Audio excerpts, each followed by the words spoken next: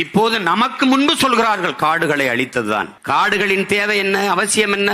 300 அடி 250 அடிக்கு உயர்ந்து நிற்கிற மரங்கள், காடுகள் தன் வேரை ஆழ் நிலத்திற்குள் பரப்பி புகுத்தி மண்ணை இறுக்கமாக பிடித்துக் கொள்ளும், சரிவை தடுக்கும். இது இயற்கை. அது அறிவியல் என்றாலும் இயற்கை என்றாலும் உயிரியல் என்றாலும் எப்படி பார்த்தாலும் இதுதான் உண்மை. நீ அதை வெட்டுன குட்ட பயிர தேயிலே காஃபியை போட்ட அரிச்சிட்டு போயிடுச்சு. ஒரு சங்கிலி தானே என் உடன் பிறந்தவர்களே, ஒரு சங்கிலி தானே, ஒரு இணைப்பு. அது உயிர் சங்கிலியா இருக்கட்டும், உணவு சங்கிலியா இருக்கட்டும், எல்லாம் 6 மாவட்டங்கள் அங்கிருந்து மேற்கு தொடர்ச்சி மலை அப்படியே வருது கன்னியாகுமரிக்குள்ள, இப்படி வந்து ஒரிசா வரை போகுது. கன்னியாகுமரியில் பல ஆயிரக்கணக்கான வெடிமருந்து டன் எடையுள்ள வெடிமருந்துகளை வச்சு தகர்த்து என்னுடைய மலையை நொறுக்கி எடுத்துட்டு போனேன். 3 கிலோமீட்டருக்கு அங்க மலையை தகர்ப்பதற்கு கல்குவாரிக்கு அங்க பாம் வைக்கும் போது, வெடிமருந்தை வைக்கிற போது, தொலைதூரத்தில் இருக்க கிராமத்தில் இருக்க வீடுகளின் சுவர்கள் வெடிக்கும் போது, இங்கே நீ வைக்கிற மலையில் அதிர்வு அங்கே வெடிக்காத? இந்த அடிப்படை அறிவு ஏன் உங்களுக்கு இல்லை?